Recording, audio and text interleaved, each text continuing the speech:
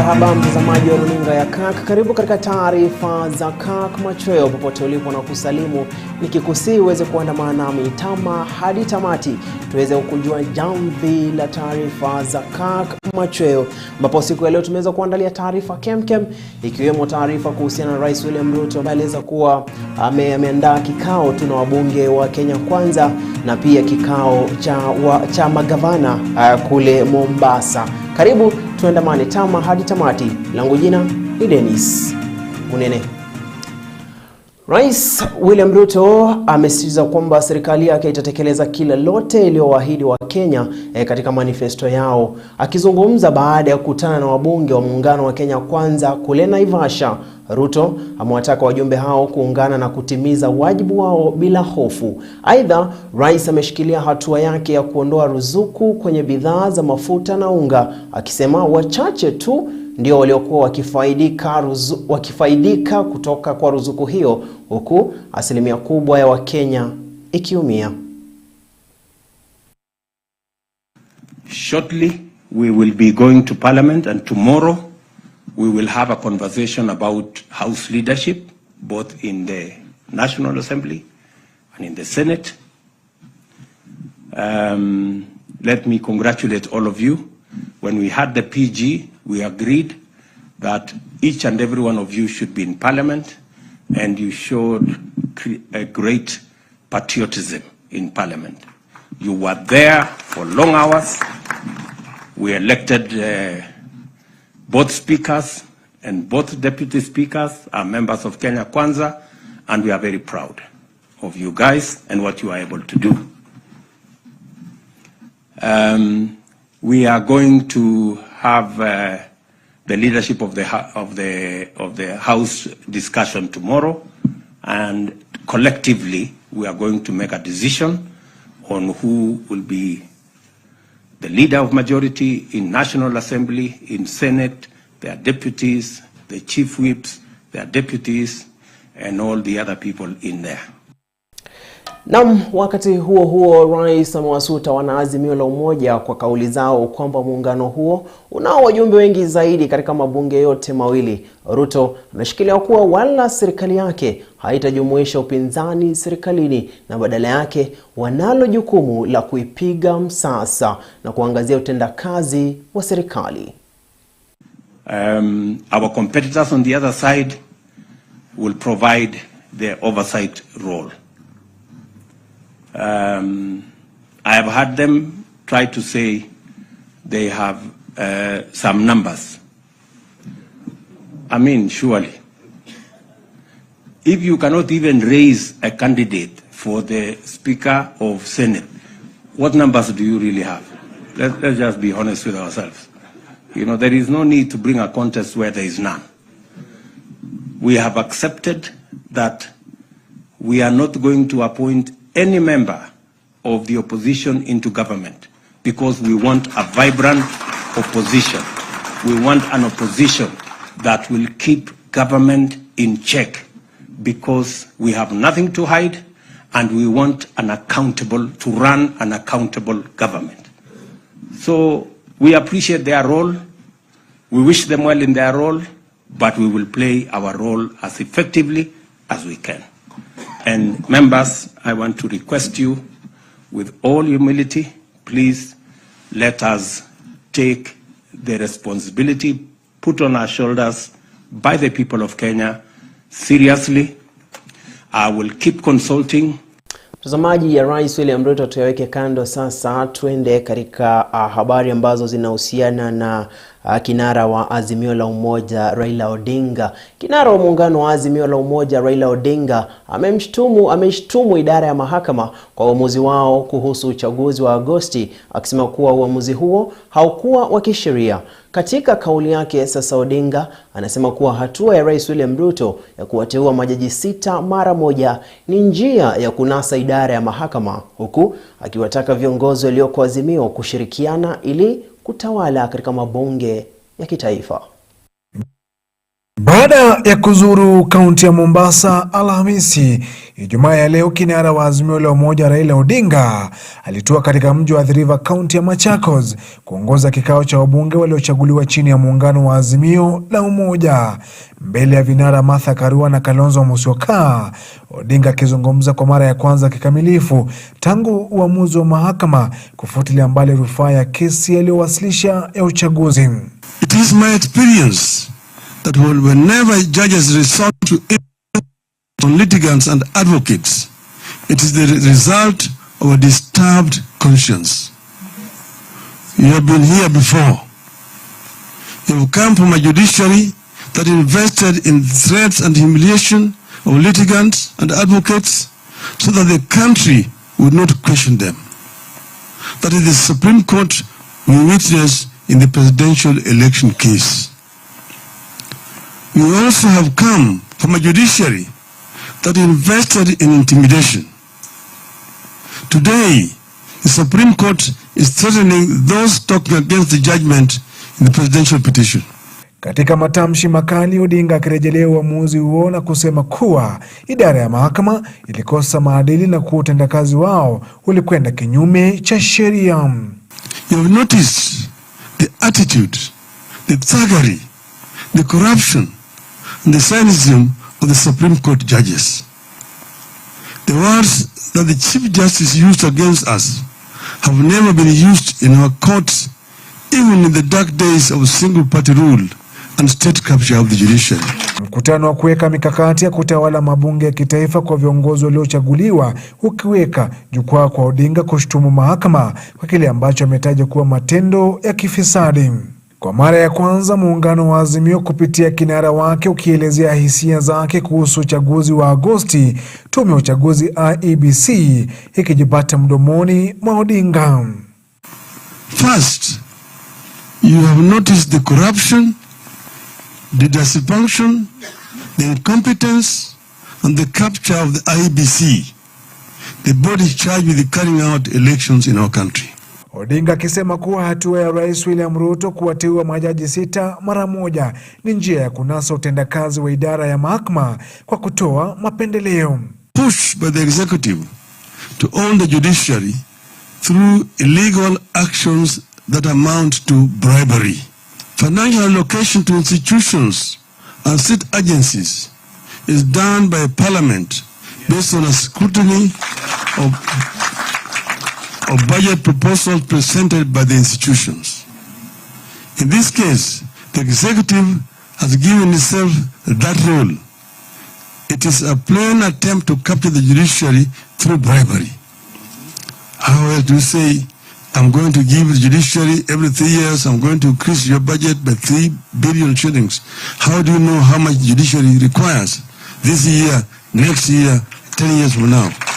Katika mkutano huo, pamoja na kinara mwenza Martha Karua, Odinga amerai vikosi vya Azimio la Umoja kuungana ili kutawala mabunge yote mawili.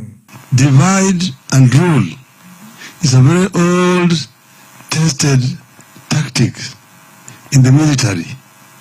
That you divide them so that they become weak and then you can be able to rule them.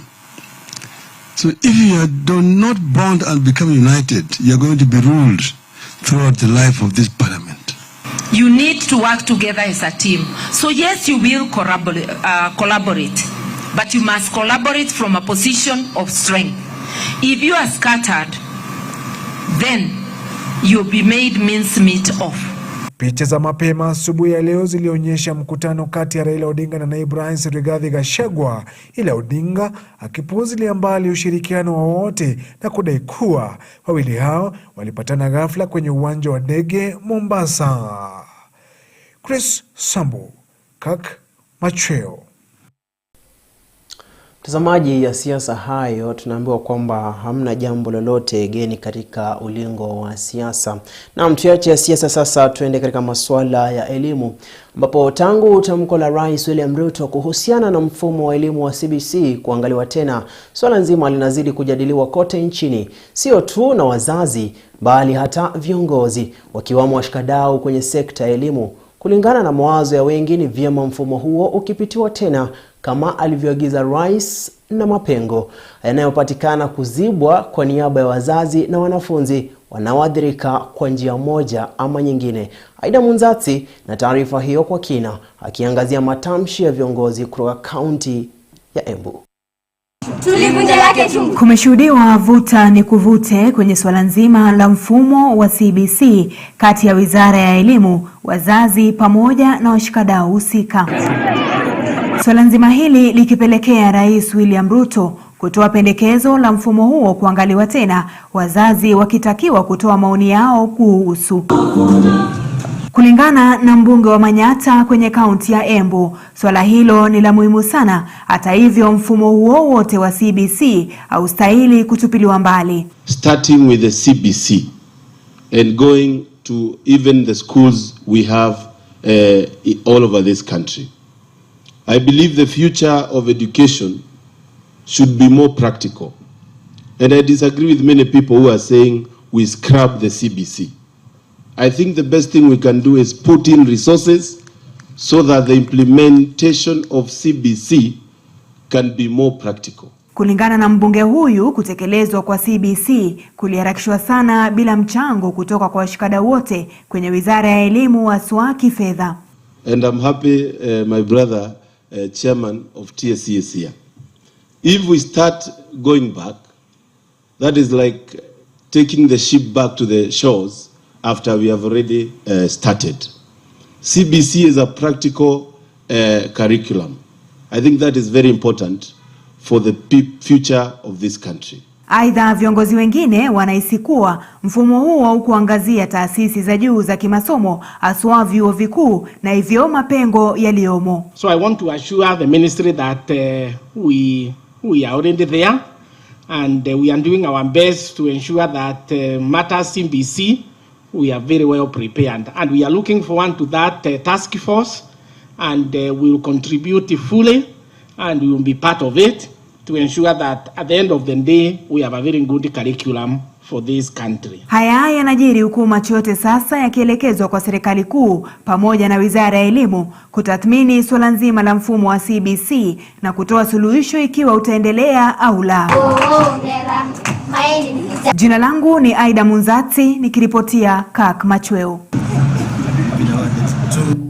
Na shukran sana Aida Munzati kwa taarifa hiyo kutoka kaunti ya Embu. Mtazamaji, tukiwa hapo katika masuala ya elimu, ni kwamba usafiri ulitatizika kwenye steni ya mabasi ya Narok baada ya wanafunzi na waliokuwa wanaelekea nyumbani baada ya kufunga shule kwa likizo ya muhula wa pili. Hii ni baada ya kukumbana na bei mpya za nauli za magari kutokana na mfumuko wa bei za bidhaa za petroli na dizeli. Aidha, wahudumu wa matatu wametoa kilio chao kwa serikali wakitaka bei ya mafuta kupunguzwa kwa madai ya kuwa usafiri pia nao umepungua.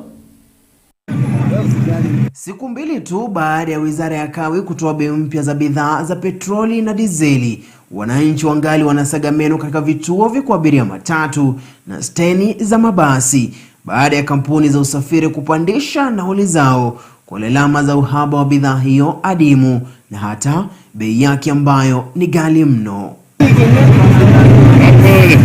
Kwenye steni ya Narok, hali ilikuwa ni tete baada ya wananchi na wanafunzi ambao walikuwa wanaelekea nyumbani kwa likizo ya muhula wa pili baada ya kushindwa kumudu bei mpya ya nauli, wahudumu wa steni na madereva wakisema kuwa usafiri vile vile nao umepungua.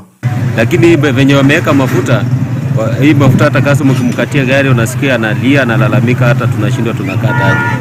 Sasa venye wanaumia, hata mimi nikikatia customer gari na nipea shida, ukikatia mtu unaona ni kama umemnyang'anya pesa. Lakini sasa inabidi, sababu juu sina otherwise, inabidi juu sasa lazima nipe pesa ya kutosha ndio gari ipate mafuta. Sasa hii gari kama gari yangu inaenda Kisii rudi, gari inakunywa mafuta 8,000. Mafuta imepanda zaidi, magari leo hatuna, wengi wamesimamisha magari zao kwa sababu ya pesa.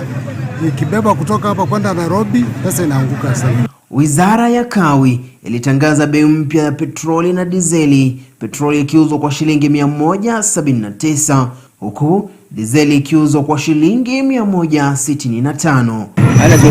Ni kilio kwa mwananchi wa kawaida, huku wakimtaka Rais William Ruto kulishughulikia swala hili kabla maji hayajazidi unga. Mimi naomba uchumi ikuwe chini, vitu ikuwe chini, at least gasi, mafuta, unga iko bei kali. Sasa hii maisha inategemea usikiwa mahasura. Sasa sipo lazima niongezea abiria pesa na wana shida wakilia, lakini ile kitu ningeomba kama serikali ingekubali itusaidie tu ipunguze mafuta. Mambo mengine sisi tutaanza, lakini mafuta wale wameweka hii kutuhangaisha. Tunaomba serikali yetu, tulisema ni bottom up, lakini sasa hii tumegeuka imekuwa up down. Mafuta imeenda zaidi. Tunaomba kabisa, hii ni mara ya 3 sasa mafuta ikipanda, na tumeona wananchi wanaumia zaidi. Mama mboga, mama pale chini anaumia. Na mtazamaji, kwa taarifa hiyo kutoka kaunti ya Narok, inanipa mie fursa sasa ya kuweza kudunda viwanjani, ambapo katika ligi ya Europa timu ya Roma ilipata ushindi wa mabao 3-0 dhidi ya klabu ya HHK Helsinki kwenye uwanja wa michezo wa Olimpico. Licha ya ukosefu wa bao lolote katika kipindi cha kwanza, kiungo wa timu ya Roma Paulo Dybala alifunga bao la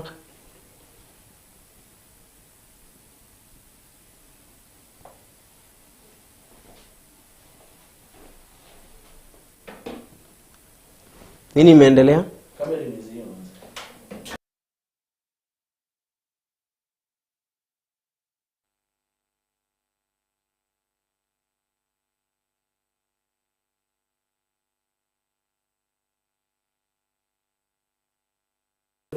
Na mtazamaji, mechi baina ya timu ya Real Sociedad na Omonio ilishuhudia Real Sociedad ikipata ushindi wa mabao 2-1 katika ligi ya Europa. Mchezaji Anda Guevara alifunga bao la kwanza kwa Sociedad kunako dakika 30, huku Omonio wakisawazisha kupitia mchezaji Bruno Felipe. Hata hivyo, Real Sociedad walipata ushindi kupitia mchezaji Alexander Soloth na kuhakikisha wanasalia kileleni mwa kundi E wakiwa na alama 6.